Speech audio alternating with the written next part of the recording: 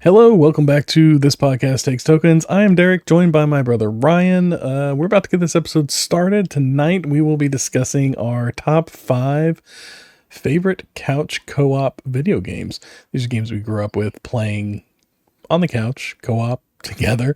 The thought is, these are the games that you would sit in the same room with somebody and play, not online, virtually, or anything like that. These are the games we grew up with playing next to each other. Your player 2, if you will. Yeah. So, with that, I'm going to roll the intro and then we will get into this episode. What do you say? Let's do it. All right.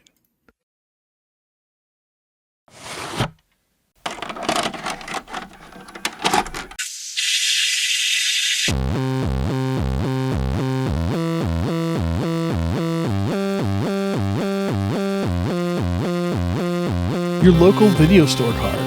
A comic book in your back pocket. Games with no tutorials. Music you had to discover. And drinking water straight from the hose. These are the things us millennials remember fondly. We are the Jennings brothers. Join us after the streetlights come on as we race our bikes from the top of the hill right down memory lane. Exchange those quarters because this podcast takes tokens.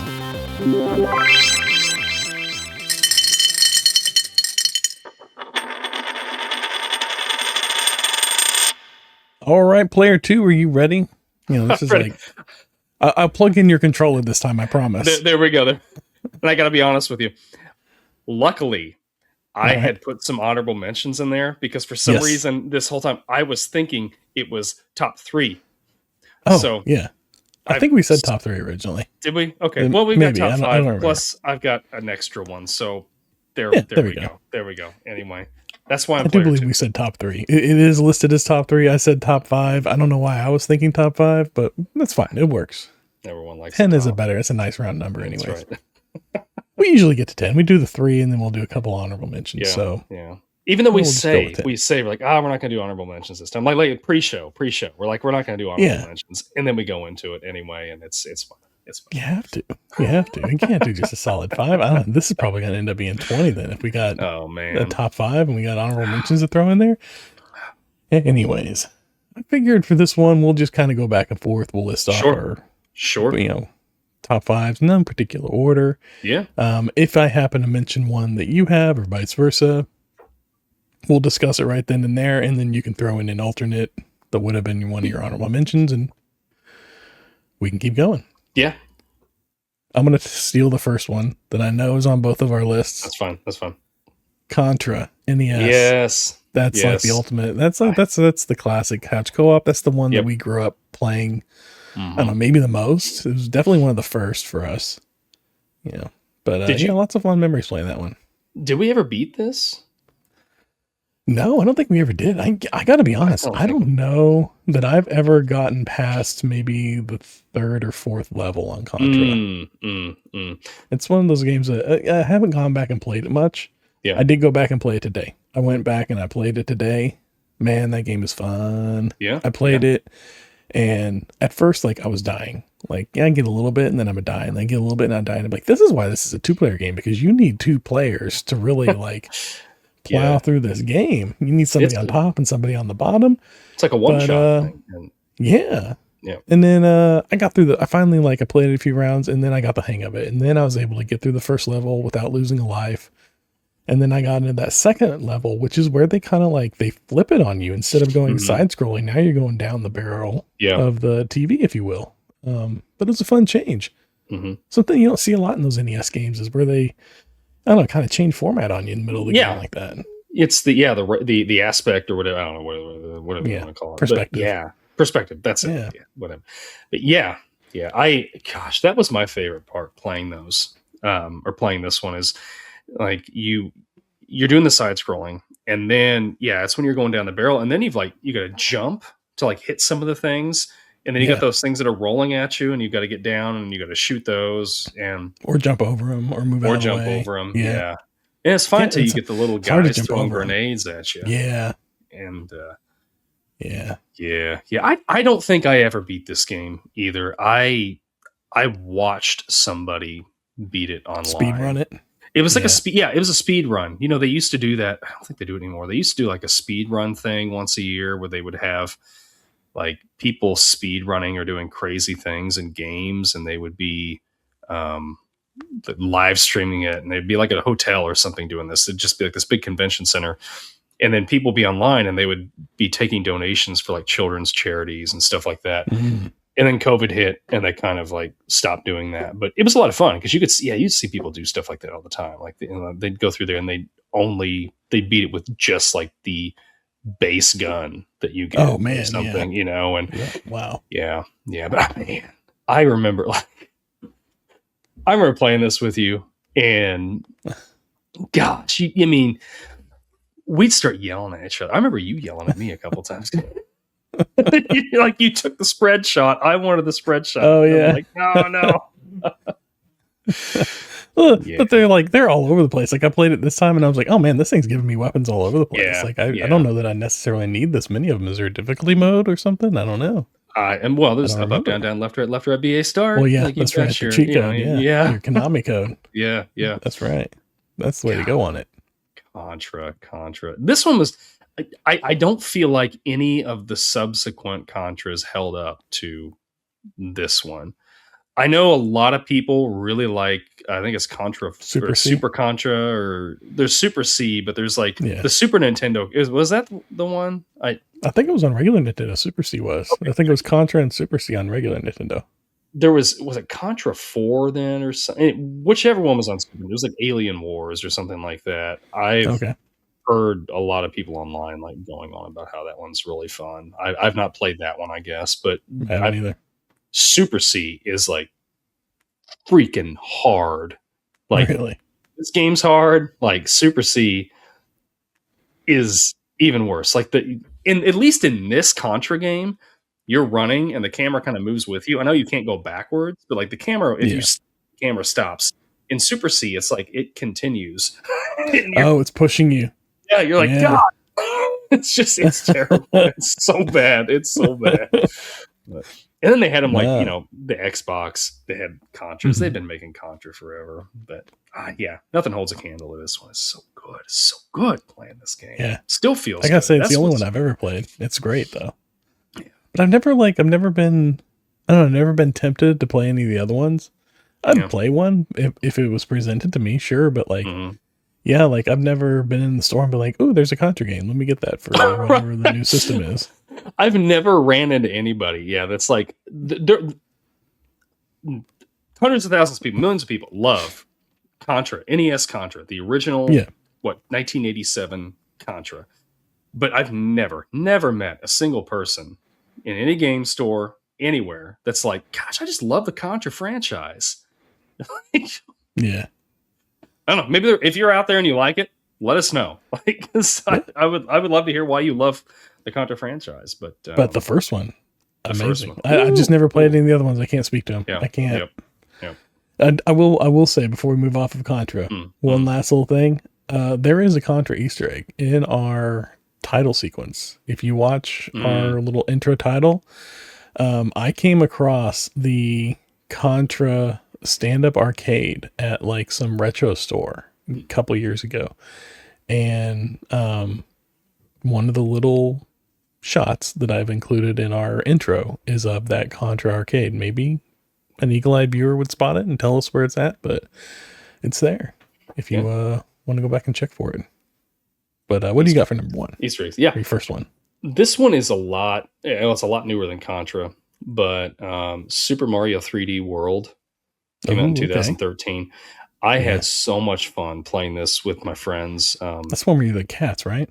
Oh yeah, well yeah, they have the cat powers in there, and it's I think we beat this. I played my buddy Ian and Dave. We played this one day. Like I remember, I had just got it, and I got it when it was like, how Nintendo releases. Like now, it's like they're releasing it for Switch 2. Like it's the same game you've been having, But I got it when it came out for Wii U. And oh my gosh, we had so much fun with this. It's like the classic Mario where it starts like, it's in 3D. It's great. It's my favorite Mario game of all time. But like, oh yeah, it's great. It's there's so many different powers and it changes everything up so often. But when you're playing it with friends, it becomes chaotic. And I don't remember laughing so hard as when we were just like the levels where the camera starts to move and you're like having to like, oh gosh, you know, and like you're in the air and the base, like the ground is falling and everyone's like trying to get up on stuff. Oh my gosh, this game. So much fun. Yeah. And I always had to play as Peach. Peach is the best because she gets that like, she gets that extra like second of hang time because she can float. That's right. Yeah. So like any Mario game I play anymore, if I can pick Peach, I'm picking Peach because you just get that little extra. You know, it's amazing how like they did Mario 2. We all know was originally Doki Doki Panic. It wasn't a Mario game, but they reskinned it as a Mario game so they could rush out a second Mario for the North American audience. And North America got a different Super Mario Bros. 2.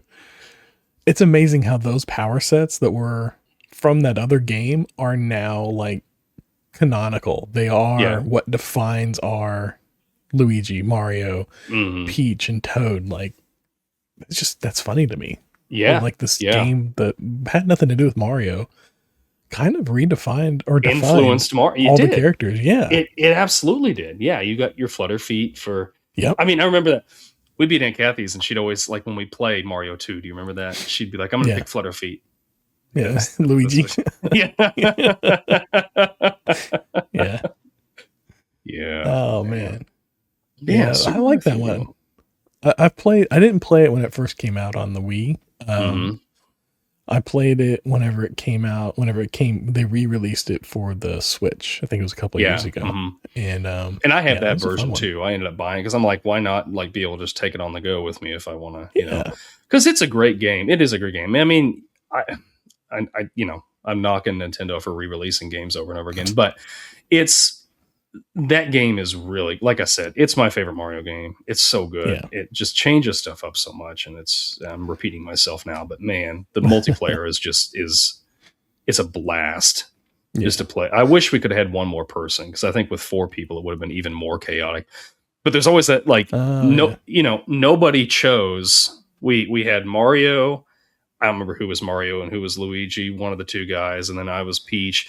And then your 4th option was Toad. Nobody chooses Toad.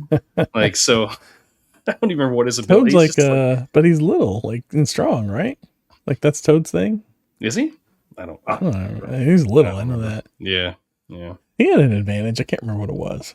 But, like, so correct me if I'm wrong, the Wii U version of it, wasn't there, like, an advantage to being the player with the pad?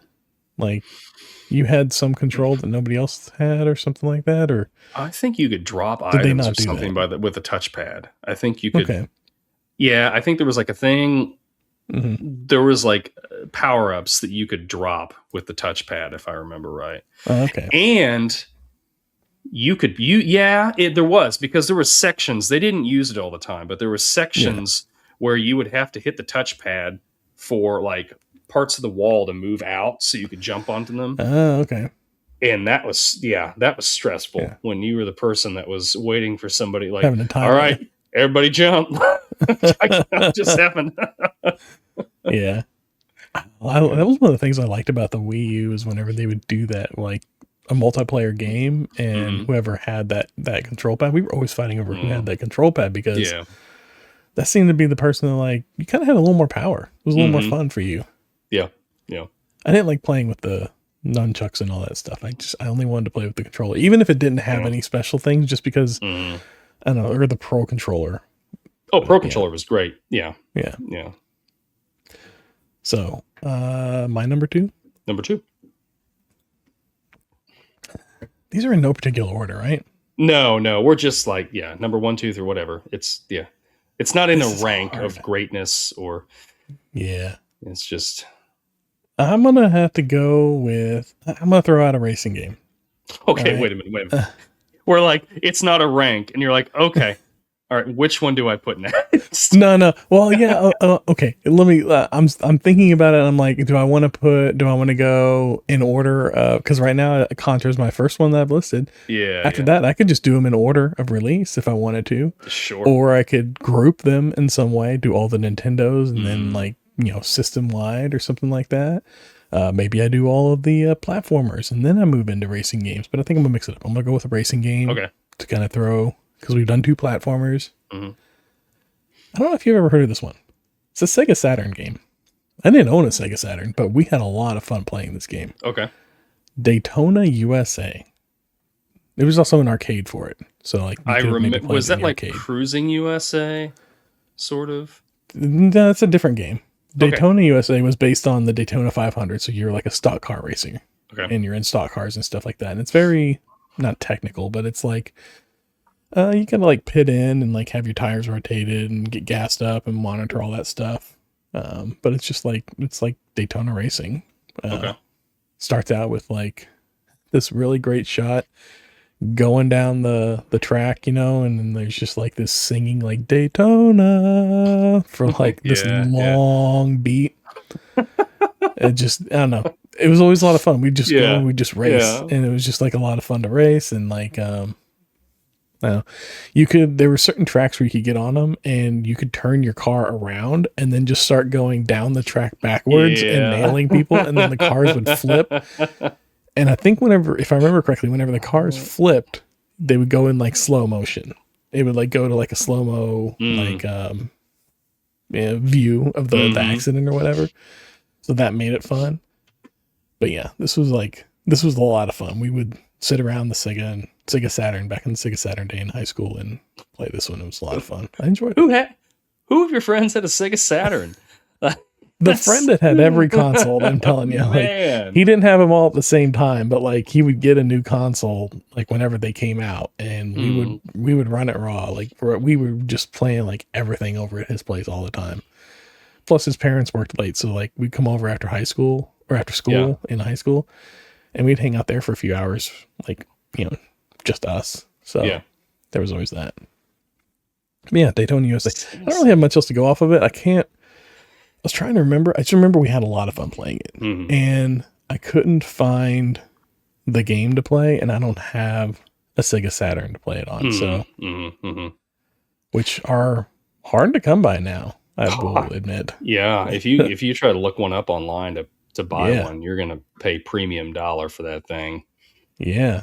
They're a little much. Yeah, for sure. It reminds me of like the Daytona game you're talking about. It reminds me of like when like the early NASCAR games, like on PlayStation and stuff. Yeah. Like I remember intentionally, like I would drive, I'd try to race for a little bit, and I'd be like, I'm not going to win this. So I'd turn around. I'm doing 500 laps of this. Yeah. Oh, yeah. So I'd turn around and then I would just start ramming cars, which I'd be curious. I have not played a NASCAR game since the PlayStation 1.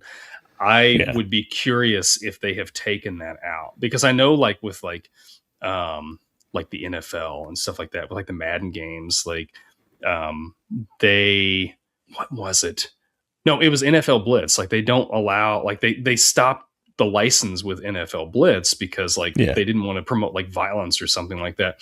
So I'd be curious if like NASCAR was like, we probably better not like have people driving backwards on here. I don't know. I'd be curious to play one of them sometime and just see if like it'll let you go backwards. Yeah. Or if it'll be like, no, and then turns you right around or disqualifies you or something.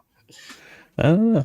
But yeah, we had a lot of fun playing them. I played like, I think it was a NASCAR one on the Xbox. When I first got my Xbox, I picked up a NASCAR game. It may have been a Daytona game. I can't remember. And because I wanted to have that feeling again, I played it for a little bit. I was like, yeah, this is fun. But like then Halo came. I got Halo. And I was like, done with it. But well, again, it's anyways. like 500 laps, 300 laps, whatever it is. Like wherever, whatever track you're on. It's not like you're playing Gran Turismo or something, and you're like, or Project Gotham Racing, and it's like, okay, we got 5 laps. Right. Yeah. Multiply that by 100. 500. Yeah. But I think you could reduce them. Like you could go for 5 or 10 laps or something like that. Yeah. You didn't have to go the full 500. Oh yeah. But That just doesn't seem right. What do you got? Number 2. Yeah. Number 2. Okay. I'm still sticking with like the 2000s era. It's just, that was like my time doing a lot of couch co-op gaming. Rock Band. I forgot about these games. Yes, oh my Rock Band. Gosh. I remember buying Rock Band that, over Guitar Hero? Rock Band, yeah, Guitar Hero was great, but Rock Band, like, we had 4 people playing that. Like, I remember going and buying that when it came out. Yeah, when that came out, I went and bought it, and I didn't have the money to buy it, but I bought it anyway, and then I had to like eat on like $30 for the next week, and but I bought Rock Band, and it came in a massive box. Did you ever own Rock Band at all? No, we had Guitar Hero. Okay, you had Guitar Hero. Man, that thing, and it had the drum kit and everything. And I remember, like, I was living in an apartment at the time, and I went downstairs to go to work one day, and my neighbor that lived below me, she was like,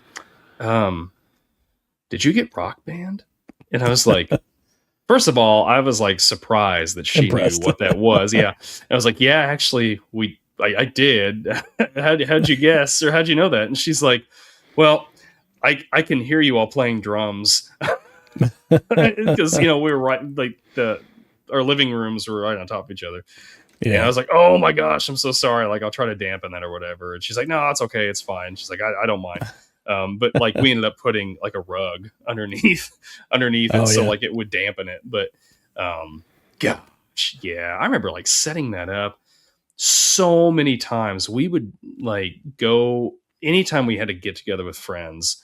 There was Rock Band in one of the rooms. Like, we'd be hanging out every Saturday night, having some drinks or whatever, and people be in the kitchen talking, and there'd be something going on over here, but there was always Rock Band going on somewhere in the house. People were just rotating in and out, like, I want the vocals this time, or no one wanted to play bass. So it's like, all right, I'll play bass. I'll play bass. It was everybody wanted to do the drums, because, we played Guitar Hero so much. Like, we're like, all right, but the drums, oh my gosh. Rock Band was so fun. It was so much fun. They came from the same company originally, right?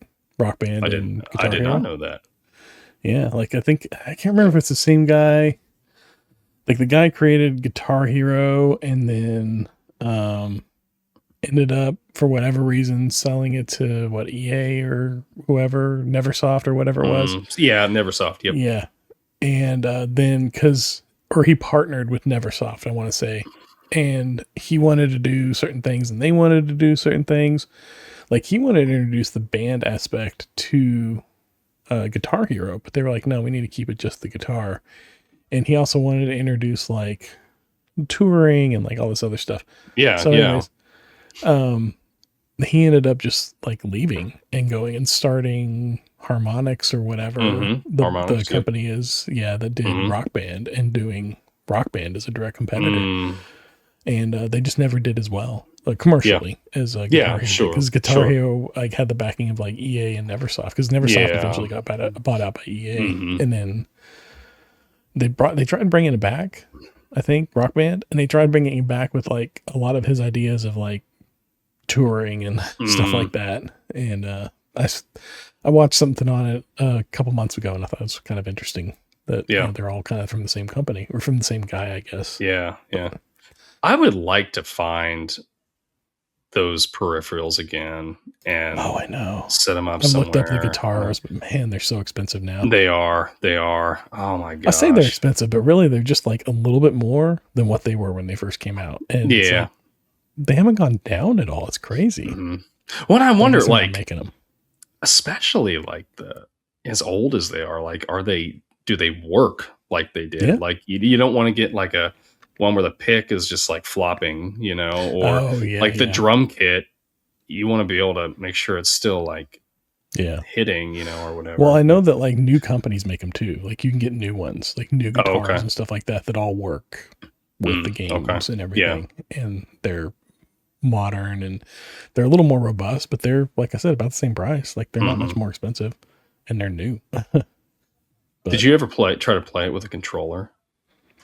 No. Although, did you ever see the Nintendo, was it DS or 3DS version where it was That like had oh my it had god, that one looked complicated. Yeah, it hooked into the Game Boy Advance slot. Yes, that's what it was. Yeah. And then you held it, and then you would strum with the stylus. Yes. What is this? So ridiculous.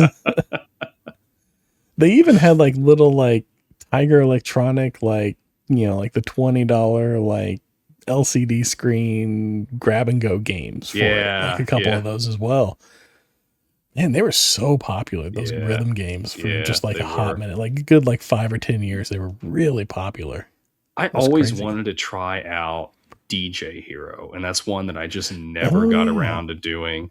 And I should have bought it one time. Like, I was at the store, and it was like when it didn't, it didn't sell well, and they had like discounted it down to like just pennies on $10, the dollar, And I should have bought it, but at the time I was like, I don't need another peripheral in the house, so I didn't buy it. Regrets. Yeah. But, well. Yeah, I'm surprised they haven't made a resurgence yet. I think it's coming. Yeah. I think it's coming. I think we're going to see another round of them. Mm-hmm. We may need to wait for that late 2000s, early 2010s generation to get to the nostalgic point and want that back again. I think we'll get it. But anyways, I guess I'll move on to my number 3 unless you got anything left. No. All right. My number 3. I think I'm gonna go. I'm gonna take a note from you. I'm gonna go into the 2000s. We're gonna go with Halo on Xbox. Now I know there may be an argument here about like it being an online multiplayer, but this was a couch co-op game. Like, you could play it on the TV, 4-split. You could also have somebody bring over their Xbox with their copy of the game and landline it together, 2 different TVs, but you're still couch co-oping. Mm-hmm. I feel like this was this was couch co-op at its max, at its absolute greatest. I feel like, because this was like, we would get together, maybe 6 to 10 of us in like a little like 1-bedroom apartment with like 3 guys bringing over TVs and Xboxes, and we'd set up in like 2 TVs in the living room with 2 different Xboxes, a TV in the kitchen and 1 in the bedroom, and like everybody's like 4 people are piled onto like 1 console, maybe got like 2 on another.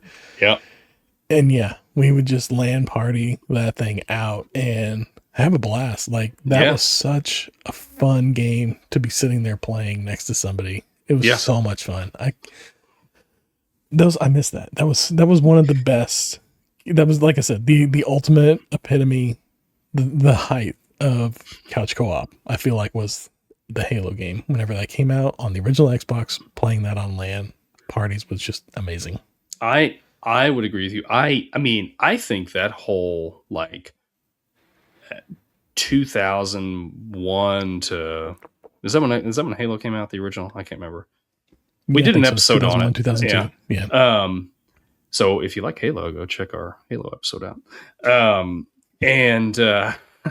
Shameless plug for that. But yeah, I feel like that Xbox and then Xbox 360 era was like prime, like couch co-op gaming. There was like online stuff, but like most 360 games, was starting to launch it. Yeah. But it wasn't catching on fully. Couch. Yeah. And then once you hit like, Xbox One, PS4, was like everything was like almost online. But yeah, man, Halo, like I hear you. Like, we would have LAN parties and stuff like that. We'd be yelling at each other from the other room, and just, oh my gosh, like 12 hours of straight gaming. Oh yeah, there was a place like where everybody hung out. It was a trailer a bunch of guys lived in. It was just a rotation of people that lived in that place, and it was just called the Halo House. And we would go on over there, and I mean, I don't know how many cases of Coca-Cola that were drank at that place, and and other things, and you would just be, gosh, oh my gosh, people come over and they wouldn't even be playing, and they'd just be hanging out and watching, and man, I miss those days so much. It was Yeah. the Playing with the catalyst big is Duke is that controller. game. Oh, Yeah, yeah. like That Halo game. nothing like, I don't feel like anything since has really brought people together as much as like Halo, and just that idea of like Together. gaming like that together. Yeah. Like I don't know if we'll ever see it again. Like I know you could say like people had LAN parties back in the day or whatever, but like Yeah. I don't know. I wasn't ever a huge PC gamer, so I guess maybe I'm not. I don't know, but just something about Halo. Yeah. That was just, yeah, like you said, I think it was that perfect, like, little Venn diagram crossover between, like, the couch co-op at its peak and gaming. I don't want to say at its peak, but, like, coming into its own with, like, rich graphics and layered gameplay and games that could, like, really hold up to just, like, intense play like this. Yeah. And man, yeah, like that was, we peaked at Halo. It just, that was, I don't know. we did. That's why they keep trying to bring it back. It just doesn't work. I've not played a Halo that I've really enjoyed since probably, and this is a probably not a popular opinion, but I liked Halo 4 quite a bit. Oh, okay. But Halo 3 was probably my favorite co-op one. Like just to play like through the campaign. But yeah. I have to go back and check out 4. Yeah, it's fun. My number 3. Yeah. 2008. Castle Crashers. You ever played Castle Crashers? Castle Crashers? No, I've never even heard of this game. What is this game? It is it's a beat 'em up game. Have you ever heard of Behemoth games? Like they did like Alien Hominid and okay, they made Castle Crashers, and it's like that hand drawn art style, and you are it's 4-player. It's a beat 'em up, like a hack and slash beat 'em up, and you choose from like, well, it starts out there's 4 different knights, and they have different like magic powers they can use. Like one's like poison, one's ice, one's fire. I think the other one's electricity or something.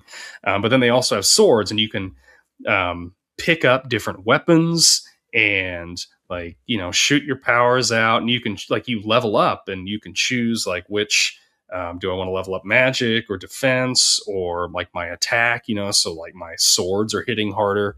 Or if my defense is up really high, then, it's going to take a lot more hits for me to get taken down. But it's really silly because it's just like they start out and it's like this party going on and everything's all fun. And then like some bad guys come in and they steal the princesses. And then, but then like, so you're going through like levels, and it's like the old like Streets of Rage, or Double Dragon, where you're just like moving through the stage and like the camera goes and it stops and you got to fight some more and you go on. But it's just got a lot of humor in it. And like each level, like you get to the end and you fight the big boss. And then one of the princesses is there and she's ready to be saved. So you have to fight each other for the chance to kiss the princess. And yeah, it's just, oh my gosh, I had so much fun. I even play this. It's been a while, but I've played this like with my daughter, and she really likes it. And she calls it Save the Princess, which I think is a better name than Castle Crashers. But yeah, it's fun. And then like as you progress, like after you beat the game, like it unlocks new characters and that you can play as, and like Alien Hominid's in there as a playable character. And yeah, it's a lot of fun. It's a lot of fun. Huh.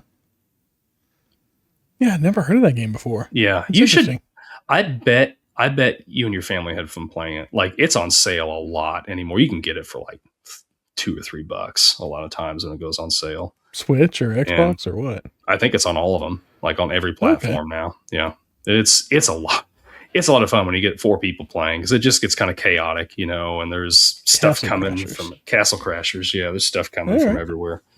Yeah, I'll check it out. Yeah. Okay. So that was your number 3? That's my number We're on 3. number 4 now. Okay. Number 4. Number 4. I'm going to go back a bit. Okay. SNES. See if you remember this gem of a game. Mm-hmm. I hope you do. Joe and Mac on the SNES. SNES. I knew you were going to say that. I knew you were going to say it. I knew it. Yes. That was a great game. It was so much fun. It was. Although I got to say, I went back and I replayed it the other day. Mm-hmm. It's so easy. It's is it really? So easy. It's like, it's just a platformer. Yeah. You know, like Mario, but you know, you're a caveman. And it gives you weapons as you go, but there's only like 3 or 4 weapons. And once you have it, there's no point in like collecting it again. Oh, but it just keeps giving you the same 3 or 4 weapons over and over again. Yeah. And then once you have it, you can kind of cycle through them. So it's like, you know, like with Contra where you can pick up different weapons, but then like you're locked into whatever that one is. But this one, like you can pick up all the different weapons and then you can cycle through them with the select button. It was fun, but really easy. Like I played it myself, just picked it up, and I died the first couple times pretty quick because like I was just kind of like getting my bearings. But then once I got my bearings, I blew through the first 3 levels like so fast, and I got to a point where I was like, "This is kind of boring. Like this is like it sucks. It's kind of boring. Like playing it again." Yeah, I hate to admit it, but it was fun to go back and play a little bit. But then, like I said, I got to like level 3 or 4, and I was like, "I'm gonna put this down for now." But I just remember we had so much fun playing it. Yeah, we did. And we beat this game. Like me and you sat down 2-player and we played through. Like this was one of those games we're playing it. We hit pause. We go downstairs. We leave the TV on. We eat dinner. We come back up and we play it more. That was one of those games. Like we spent the entire day playing this game. We finally beat it. And I remember I got my camera and I took a picture of the screen so that we'd have a picture of the victory screen or whatever. And then after the film was developed, it was just like a flash on the screen. So you couldn't really see what was on the screen. But we had a blast. We played this game. We beat it. It was probably one of the first games I ever beat. It was so much fun. Like just hanging out with you, playing it. Like we played it for like a week straight, just like off and on. And then finally we just sat down one day and beat it. And it was just so much fun. The pixel art was even like the artwork was even really good. And I remember like I don't know if I haven't played it forever, so maybe it doesn't hold up as well as I remember it. But like I thought the dinosaurs like look I thought the dinosaurs looked really good. Like and it was just a fun platformer. Yeah, fun little game. Yeah, they made like a sequel. They made to it, 3 of them. 3 sequels. There was 2 sequels. So there was Joe and Mac 2 and then Joe and Mac 3. But I think Joe and Mac 3 only came out in like Japan and Europe. I don't think it came out in the US because I don't remember seeing it anywhere, but I came across it whenever I was looking it up just briefly earlier. And then I don't know if they released it on any other systems, but you can go back and play the original Joe and Mac for the Super Nintendo if you have the Switch Online Super Nintendo thing. And I think they included it in the Super Nintendo Mini, if I remember correctly. They did. Yeah. I think that's right. Yeah. But that was mine. It was a fun one. I enjoyed it. Well, I'm gonna number 4 piggyback off of Super Nintendo. All right. What about Zombies Ate My Neighbors? I never played that one. Oh my gosh! You're kidding me. Never played it. Talk to me about it. So much fun. You've got like I know this is a co-op game. It is, yeah. You're playing as either. I mean, you can play it solo, but you can play it 2-player. And you're playing as either this boy or this girl. And I always played as the guy because he had like these cool 3D glasses on when he was going around. But yeah, you start out with just water guns, and you're like the whole idea of the game is you just need to go through and you need to save people before like the zombies eat your neighbors. Okay. So like you'll like be in backyards and stuff, and there's zombies around. They're constantly coming out of the ground. You shoot them with your water gun, and somehow water kills these zombies. And water kills the zombies. Water kills the zombies. Yeah. Did this inspire the movie Signs? M. Night Shyamalan was a huge Zombies Ate My Neighbors fan. He loved it. Yeah, like there'll be people like grilling or like jumping on trampolines or swimming, and you've got to like go and save them before. Like your score is based on how many people that you save, while you're going through the level. And as the levels progress, like you're going like to different areas. So like you're in a mall in one area, and then there's one where you're like in like Egypt, and the monsters will change. Like there's still zombies, but they'll add like mummies, and they'll add like demons and just different things like that. And your weapons that you get are like more souped up. Like you got some like, super soaker basically that you're using, or you've got water balloons that you're throwing. And yeah, it's so surprised you haven't played this game. It is so much fun. It's so much fun. I played it again a couple years ago with my buddy Chase, and we got to the Egypt level, which I think is like 4 or 5. I don't remember how many levels are in this. And it gets hard quick. I've never beaten it, but like it hits a point like where you're like, okay, this is okay. This is okay. And the difficulty's kind of ramping up. And then it gets to like level 4 or 5. And it's just like, okay, you were good at this. Yeah. Think again, you suck. Like it's just, but just hammered you, huh? I think it's on Switch Online. Okay. I'm pretty sure it's on there. Super Nintendo? Yeah. Super Nintendo. Yeah. Zombies. It's on there. Yeah. All right. Sounds good. Yeah. Did they go on to make the Plants vs. Zombies? Because it's like the way the zombies are, it sounds like the Plants vs. Zombies ones. I don't think it was the same company that did that. I don't know if it was like the same people that maybe developed maybe in the background or something. Yeah, I don't know. I know they did re-release Zombies Ate My Neighbors for like modern platforms, and they've done they still have kept the graphics the same. Like they've sharpened them up and everything, and I think they've added some little online multiplayer and just some extra little fun stuff with it. But yeah, it was really I don't know how well it was received when it first came out, but like over the years it's really garnered like just this cult following. It's a lot of fun. All right, I'll check it out. If it's on the Switch Online, I'll check it out. Yeah, I'm pretty sure it is. Keep an eye out for it. Yeah, to add to my library. I think there's a lot of copies out there. I don't think it's very expensive. All right. Okay, number 4. I'm debating on whether we should go number 4 or do an honorable mention before we launch into number 4. But you know what? Let's just go with number 5. Sorry, not number 4. Number 5. Yeah. Okay. Let's just go number 5, and then we'll discuss what didn't make the list. Yep. My number 5 is a more modern game. Okay. This is one that me and my family play a lot. Well, we did.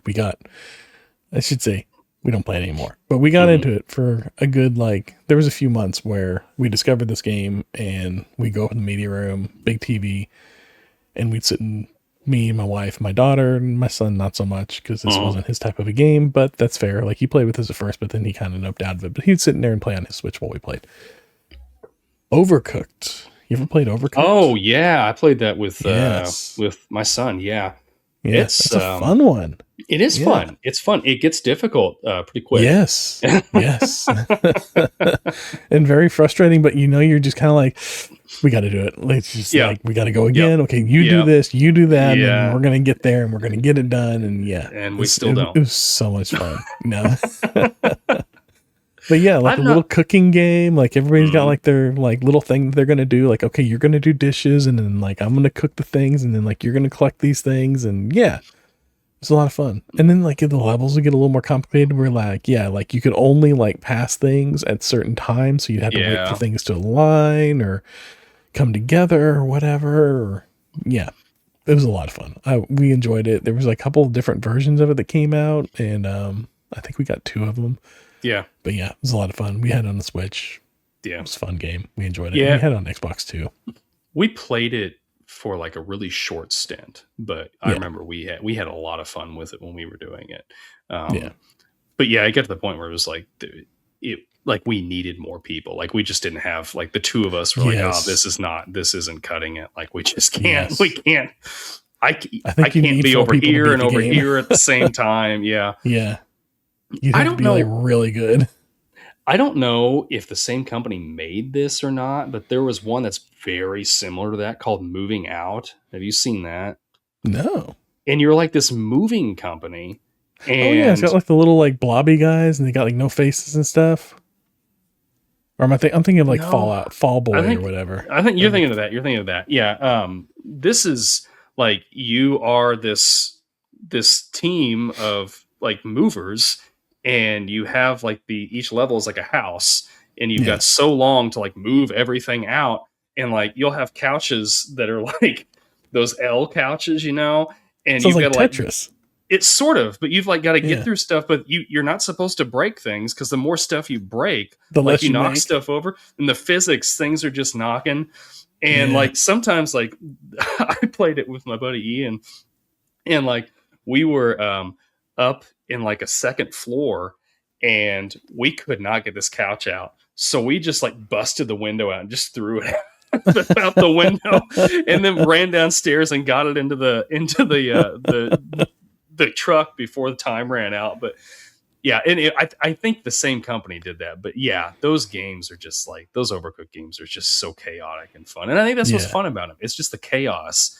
And you kind of forget about the frustration of like not being able to get something done, because the chaos just makes it so much fun, because everyone's laughing and they're just like, oh my gosh, we got to get this, go, go, go, go, go, Yeah. As long as you don't take it serious, it's a lot of fun. Yeah. Yep. Yeah. Absolutely. I would agree. Yeah. All right. What do you got? Number 5. Number 5. What am I going to put here? Gosh, I have to put this just because. All right, go for it. Gears of War. Oh, okay. On not necessarily like the campaign you could play through on co-op, but the Horde mode. Did you ever play the Gears games? I played a little bit in campaign mode, but I didn't get very like, I played like some of it, and then I don't know. It was just it didn't work for me. I wasn't into it. I felt like, because at that point I had already played like the first 3 Halos, and then this game, like I played this one just a couple of years ago for the first time, so it really hasn't been that long. But yeah, it was like, I've already played these games. Like I've played all the shooter games. Like I played the Halo games. It just feels like Halo to me, but like, I don't know how to describe it. More heavy duty. Like they just they hit the gym a lot more. Oh yeah, the junkyard more. yeah. It's definitely like, you're not really like, the story is kind of like, it's passable, but it's not like anything. Yeah. But the thing that we had a lot of fun with was the Horde mode. And it's just like, you get in there and it's just like, you can play it online, but we played it, hooked up with LAN, or like it was like, you can only have a split screen. So 2 people per screen, but then we would have everybody LAN together. And, the countdown would come, and then all of a sudden the, I can't remember their names, and the locusts would start coming out of the ground, and then you're fighting, and everyone's like, oh, I got it, oh no, watch out, there's somebody over here, or whatever. And you're playing against a computer, but you're playing together to try to, destroy the Horde. Yeah. And it's just like overwhelming numbers, right? Like it's just like onslaught of just like continuing to come enemies.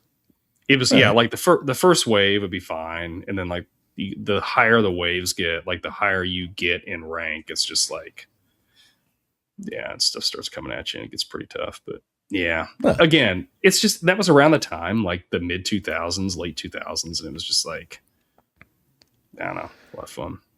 Yeah. All right. Well, that's my number 5. Your top 5, my top 5.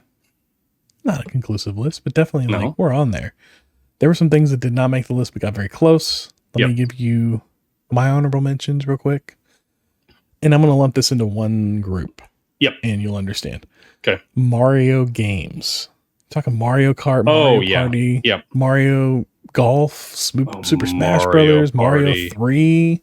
Yep. All those games. I couldn't pick one. And so I just put them together as kind of an honorable mention. But like almost every Mario game that comes out, it's just a lot of fun to play with somebody else, like right there with you.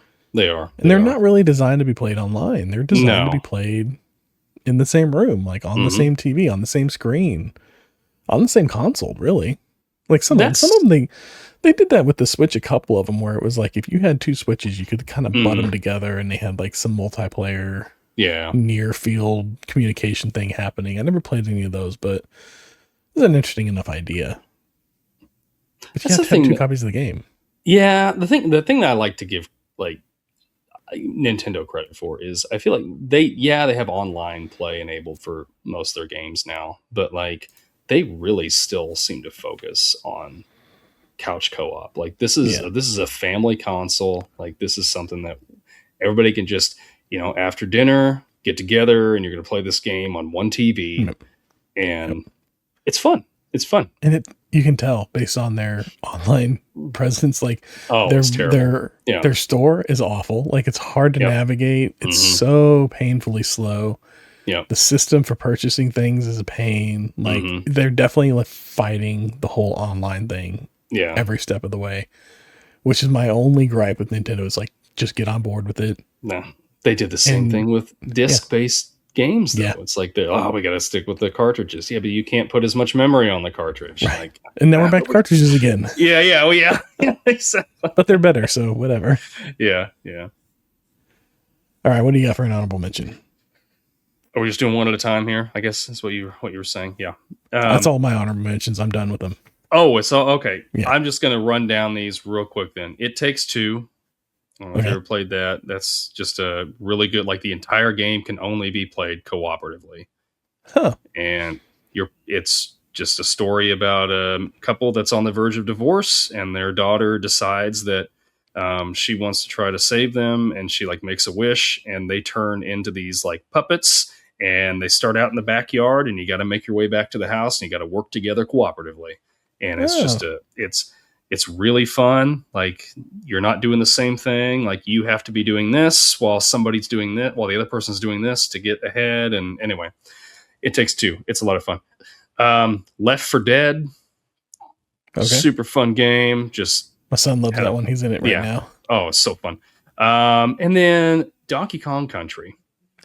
Oh yeah, that was a fun one. I forgot about Donkey Kong Country. Yes. The only reason I didn't put that one on the list is because it was like you really just had to take turns playing it. Like it was co-op, but it was like you both of you on the screen at the same. Maybe I'm thinking of it wrong. Could you both run around the screen at the same time, or did you have to wait? No, you had to wait because you had one of you would play Kong, one of you would play Diddy. And you'd have to like hand smack each other, and then that's what it was. Change. You tag in, tag in, and tag out. Yeah. And I remember like the player 2 wasn't. It didn't. I remember there was like a weakness to player 2. It wasn't as good to be player 2. Like you wanted to be player 1 because player 2 was kind of like the runt of the game, if you will. Yeah. Because he's Diddy Kong. He's like smaller. Yeah. And there was more of an advantage if you're player 1.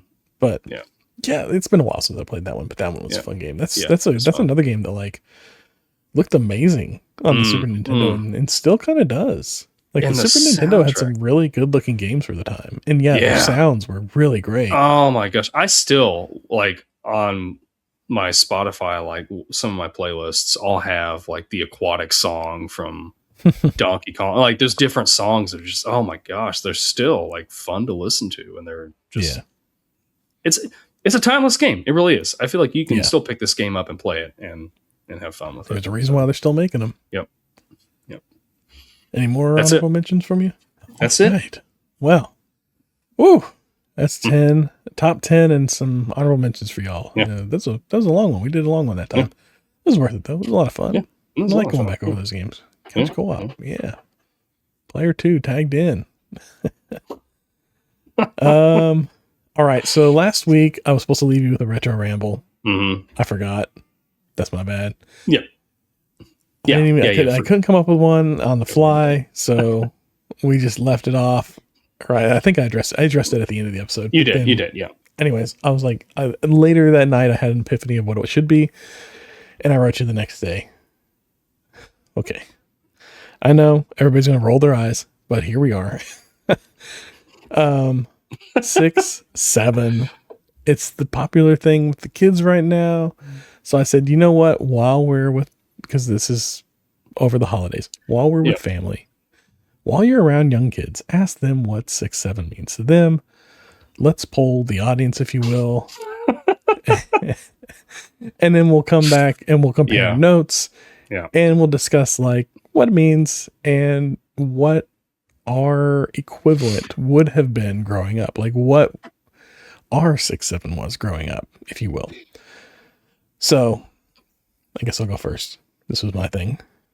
So as far as like what I can kind of to meld it down what I've been told this 6-7 thing means is basically it's nothing. It's a bunch of nonsense that's just a disruptor. Like, it's just an excuse to call a certain thing out. Like, it does come from somewhere, but like it's conflicting as far as like where it comes from. And I don't want to get down like the many rabbit holes of where it could come from. Sure. Be it a basketball player or a song or baseball players or whatever. Quite frankly, I don't care where it came. I don't care. It means something. It's different to everybody. I feel like it's different to everybody, and the meaning comes from somewhere different, but they've all ended up at the same spot. Yeah. That is this 6-7 thing. So now it's just kind of like a social disruptor. Mm. And then I got to thinking about it, and I was like, I'm struggling to come up with like what an equivalent would have been for our time. Yeah. Other than maybe like not, like, you know, like you'd say something to somebody and then be like, not. Yeah. Or, I don't know, we had a couple of them, but like, that's probably the closest thing I could come up with is not. So what about you? What did your research lead you to, Professor Ryan? No, it was the same thing. I asked both my kids, and basically, like, my daughter said, it means nothing, but it's annoying to me. I got that too. Yeah. My son, I forgot, and I just asked him before we started recording. And he just kind of like looked around. He's like, I have no idea what it means. He's almost 19. Like, he just, whatever. He says it sometimes to just annoy my daughter, which is fine. I asked my wife, though. She's a principal at a school. Yes. I figured she'd have the best insight. Yes. So she said, I like this answer. It's a trendy way for kids to respond to one another. All right. Right? I like that. Yeah. Yeah. I think we just broke it.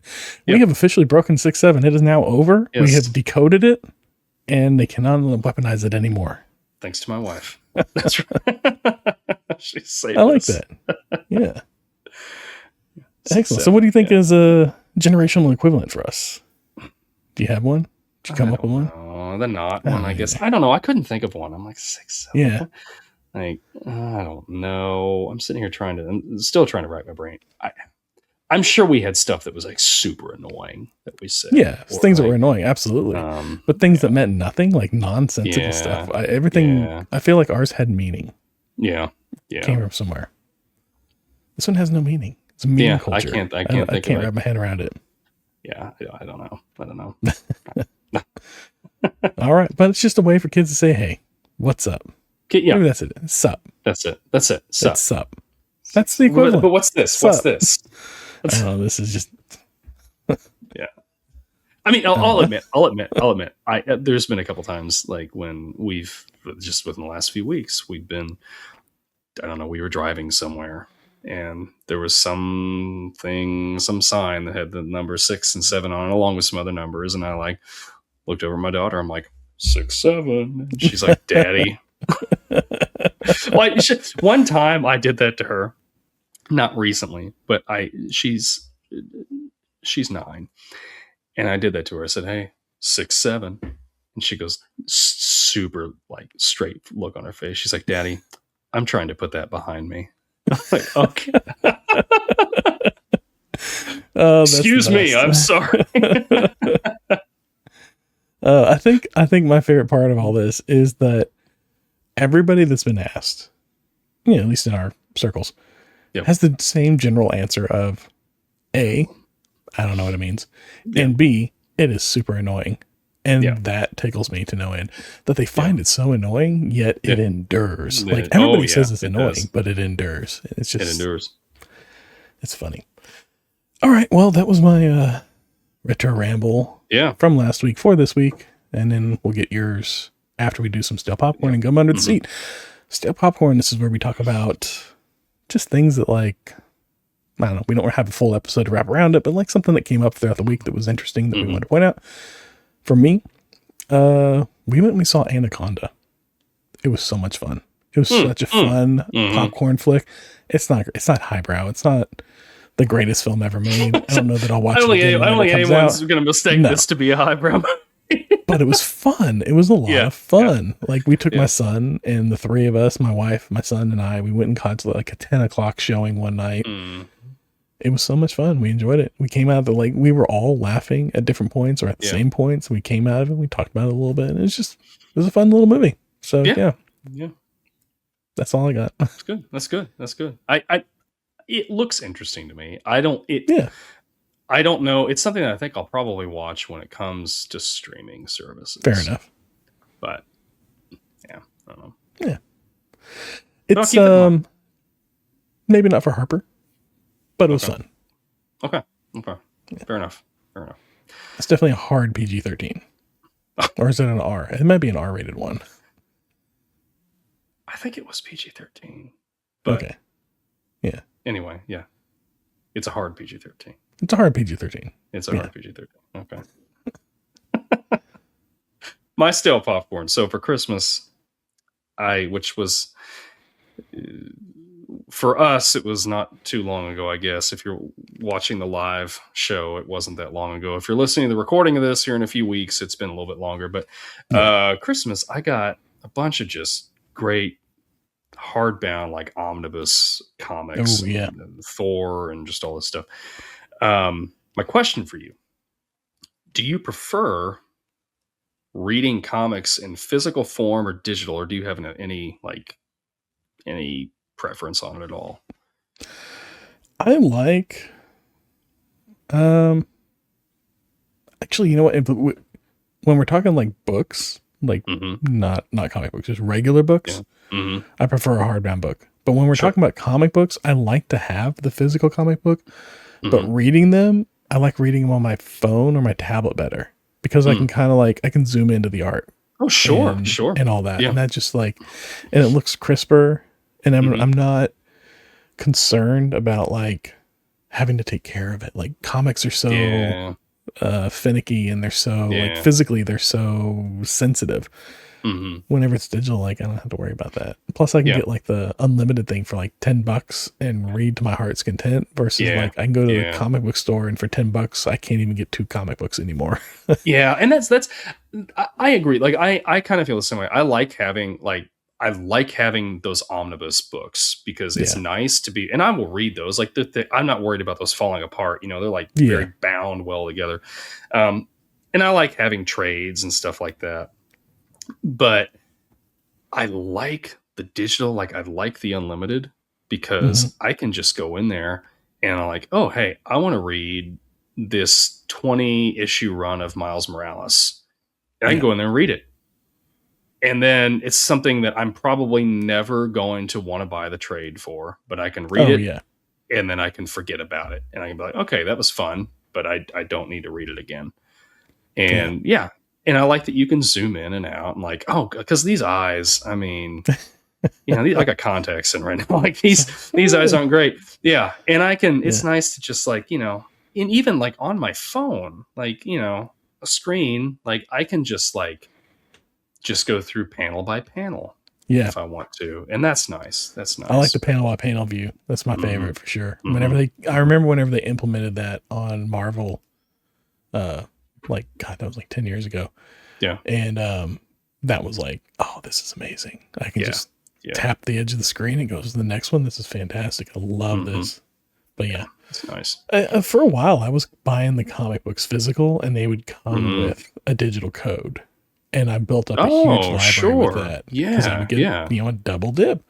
And then they started backing off that a little bit. And then all the comic book shops started closing down, and I just got away from it. And now I'll go on every once in a while. If there's a run that I want to read, I'll reactivate my unlimited subscription. I'll go on, I'll read the run, then I'll shut it down. Because I don't read comic books that often. It's every few months, maybe I'll go on and read something. Or sometimes if it's 10, maybe $15 for the digital omnibus, I'll just pick that up and then just read it and read it at my leisure. But so the omnibuses, I like the omnibuses too, but the only problem I have with them is whenever they get too thick. And then you end up with those ones that are 2 or 3 inches thick. And it's okay, come on. Who's reading this for real? So I've got Gotham Central that's super thick. And then I got, for Christmas, my wife and the kids got me the entire run of Walt Simonson's Thor from the 80s. Oh wow. And it is literally how do you get into the creases to like read, and you gotta like flatten it out or what? I don't know. I haven't opened it up yet. Or I mean, I've opened it, but I haven't started reading it yet because I'm trying to finish up Gotham Central. But I'd just be worried about breaking up that spine and then the page is starting to come out. Yeah. Well, it is bound. It's bound very well. I will give it to Marvel. Okay. Like when it comes to those omnibuses, like I took the dust jacket off of it because the dust jacket's gorgeous. I wish I would have brought it in this room so I could show you. Is it a hard book? It's hard. It's wow. Yeah. And the dust jacket, it comes off. It's got Walt's art on there and everything. It's really great. But then the inside, like on the actual binding, it's got more like just splashes from panels and stuff all over. Oh, that's cool. Just like it's just they just put stuff together really well. They build them to the last. So, wow. All right. Yeah. Comic books. Go figure. Yeah. All right. Well, stale popcorn wrapped. Got some gum under the seat. These are user comments or listener comments that come across either YouTube or Instagram or email or wherever. This podcast takes tokens at gmail.com. If you want to email, YouTube at this podcast takes tokens, Instagram at this podcast takes tokens. You know where to find us. Anyways, we got some YouTube comments. We got some Instagram comments. We got quite a few, actually, of all of them because we were out for the holidays. We took a good 2 weeks off. We pre-recorded the last couple episodes. Now we're catching up. I'm not going to go through all of these. I'm going to save some for the next episode and maybe the episode after that, depending on if we get more between now and then. But I will go down a few of them. And I think I'm going to do them group by clips, like the clip that it's coming off of. And, sure. We'll address them that way. So YouTube, let's start with this one here. We got a comment from Jacob Dan. This is in reference to the clip that we were talking about, Chris Klein's horrible Southern accent in another show, Sweet Magnolias, I believe. Sweet Magnolia, yep. Yes, and he commented, how can you not play the clip how can you not play a clip of the accent along with this and just leave us hanging? Yeah. So, Mr. Jacob Dan, I have for you and you, Ryan, give me 20 seconds and we're all going to be satisfied. Y'all ready? Here we go. This is the horrible accent that Chris Klein has in Sweet Magnolias that I was talking about for your enjoying pleasure. Well, ain't that fine? Y'all had a meeting without me and decided everything was my fault. Well, now you seem to be the root of all that's going wrong tonight, young man. Bill, come on. Ronnie, you are a footnote on the list of people I want to talk to right now. He's trying to save you. Kyle, I know it's not my day, but I was over this way, so I thought I'd offer to take y'all out for pizza and give your mom the night off. That's so bad. Yes. So bad. So bad. It was. I told you it was man. Rough. It was very rough. But I had to share it. I'm glad you did. Thank you. Wow. Okay. So hopefully that satisfies everybody out there that was curious about what accent I was referring to. It was that rather horrid accent. I am sorry, Chris. Really, like, fantastic job in most of the stuff I've seen you in. That one, it was rough. Maybe you took a note from the director. I don't know. I chalk it up to the director. Director's fault. Well, Chris, that's great. That's great. Else. Yes. Okay. But if it was a coach, maybe ask for a refund. Moving along, another YouTube comment we got from Black Raven, spelled BLK_RAVVEN, on an Encino Man clip about driver's ed in high school. I was complaining, saying that, we should have driver's ed in high school. Like, it should be a standardized thing, like a class that everybody takes so that everybody's learning how to drive relatively the same. Well, he says it is, but parents just have to pay for it now. I don't know where it is. I don't know where he's at. He didn't respond to me, but apparently in some places, maybe it is still part of high school. You just had to pay for it. If that's the case, that's cool. Can we get that rolled out nationwide? Because we definitely don't have that here. Yeah. No. So, moving along. I'm going to save these next few clips for later, and we'll go on to Instagram comments. Lazy. I keep saying lazy. That's just my dyslexia. I'm sorry. Labzy, Labzyyy, who is also in the Instagram feed. I don't know if he's still watching or if he was at one point. He says, hey, he actually congratulated us on the 100th episode in the comments. Thank you. Yes, thank you. Appreciate that. He also commented on a clip that we put up. It doesn't really matter which clip, but he just says he loves what we do, and he's a 90s baby himself, and loves the classics, Disney's, and games and everything that we do. Awesome. Thanks. We appreciate that. We love whenever people share the love like that. We do. So that's great. We do. Yeah. There was a bunch of people that asked us to send various reels to various accounts. I tried to address as many of those as I could. They seem to be like 2 or 3 on several of the clips. So they got nice little smiley face emojis, and I hope that satisfied them. Awesome. Goofy movie. This was a really popular one. We did a clip where we talked about Pauly Shore going uncredited for the Goofy movie. Pauly Shore was famously uncredited. Well, I don't know about famously, but he went uncredited for the Goofy movie because he did not want them to use his persona himself as promotional for this movie. He wanted to promote the movie on its own merits. So, the real, that's real and real spelt differently, podcast. The Real podcast on the Goofy movie clip says, a Goofy movie for the win. Yes, we enjoyed it. We enjoyed it too. It was fun. It was a fun one. It was a fun rewatch. Yeah. It was a really fun rewatch. Like I said, I love that movie. We watch that one all the time. That's kind of like a comfort movie in our house. My daughter was really wanting to just like host that episode on here. She's like, I really know a lot about it. And I'm like, I know you do. I know. I don't know if I want you on the internet, like that broadcast much to everybody that much. Yeah. But yes. On the same comment or the same clip, Charlie 5K thinks that we did not repeat the movie in name enough. Apparently we didn't mention it in the clip, so he was confused as to what we were talking about, and finds it annoying that we used this short clip to try and trick him into listening to the whole podcast. Well, Charlie, joke's on you. You have to actually listen to the podcast to find out if we mentioned your comments. So yeah. That's Charlie. There you go. I don't know where to go with that. Okay. I don't know. There's nowhere to go with that one. So it's just me trolling a troll. This one's kind of hard. I don't know how you pronounce this one. I think this is Gamers Gathering. It's the A in Gamers is a number 4, and the A in Gathering is a number 4, I believe. Or it's Gamers for Gathering, I guess. Gamers Gathering is what I'm going to go with.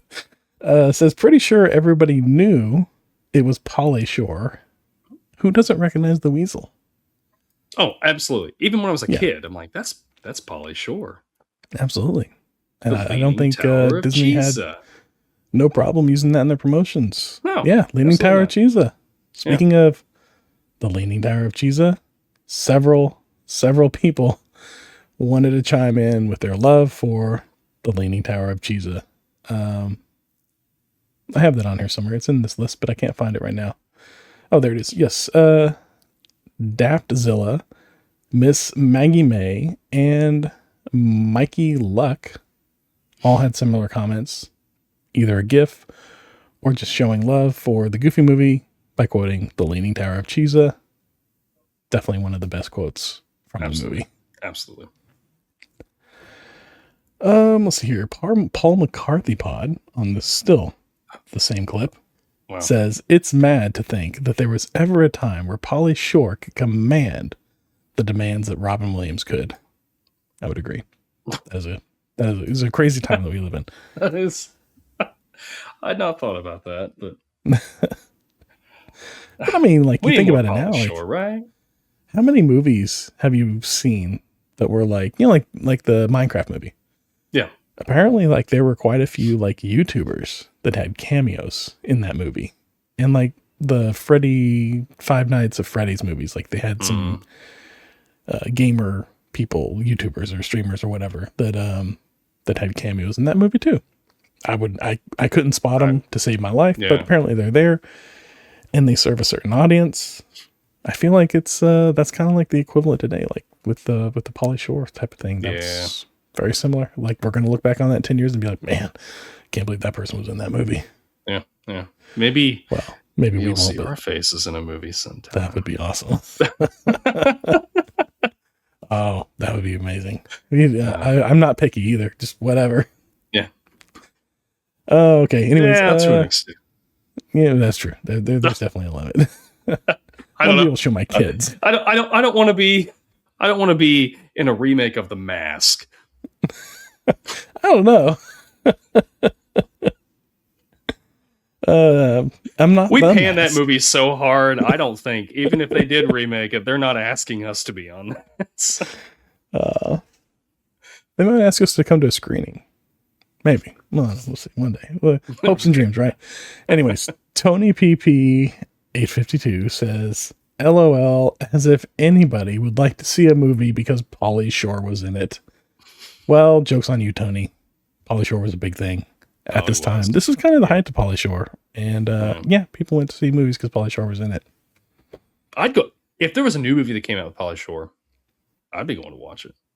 Oh, really? Oh, I would. Totally would. All right. Give me Son-in-Law 2. Son-in-Law. Okay, maybe Son-in-Law 2. I might be down for that one.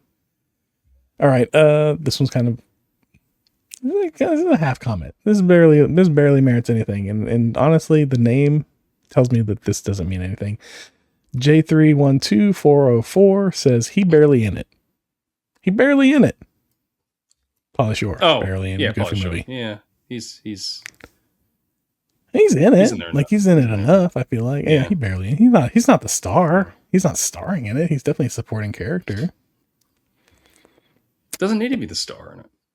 No, it doesn't need to be the star. No. All right, I'm gonna give you. Let's send an inspiring note. I'm gonna give you this one here.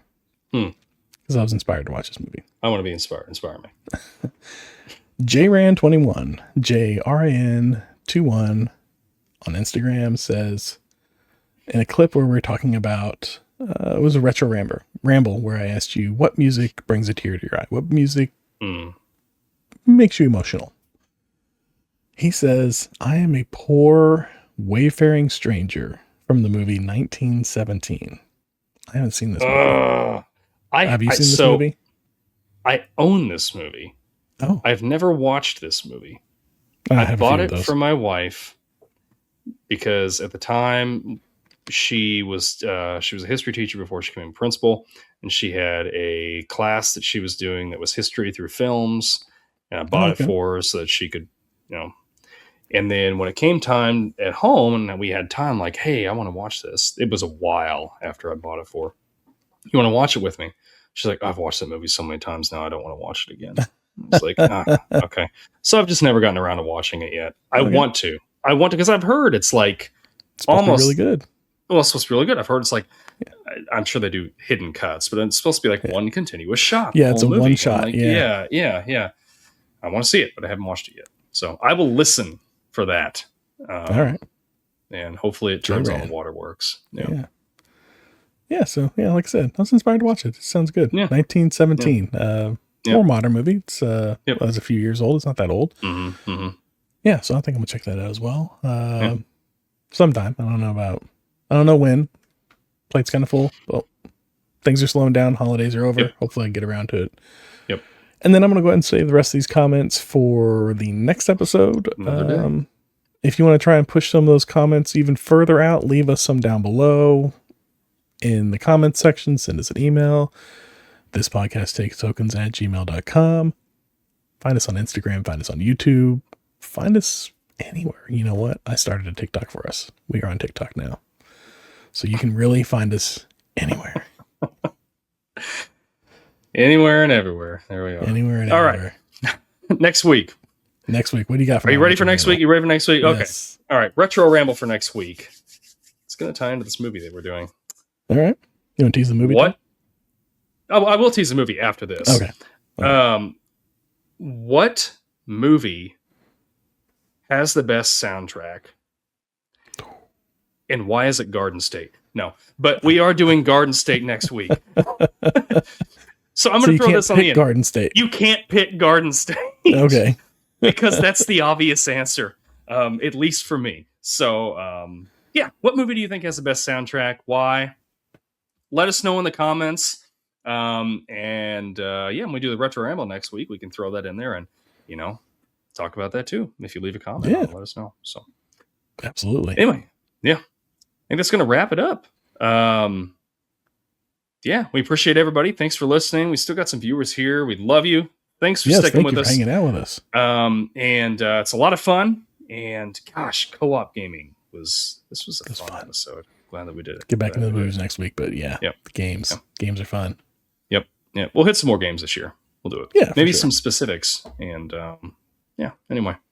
Thanks for sticking with us. Sharing is caring. Like he said, check us out anywhere. Tell your friends, tell your family. Absolutely. I don't know. The guy you go to the grocery store. You're at a grocery. You're at the checkout in the grocery store.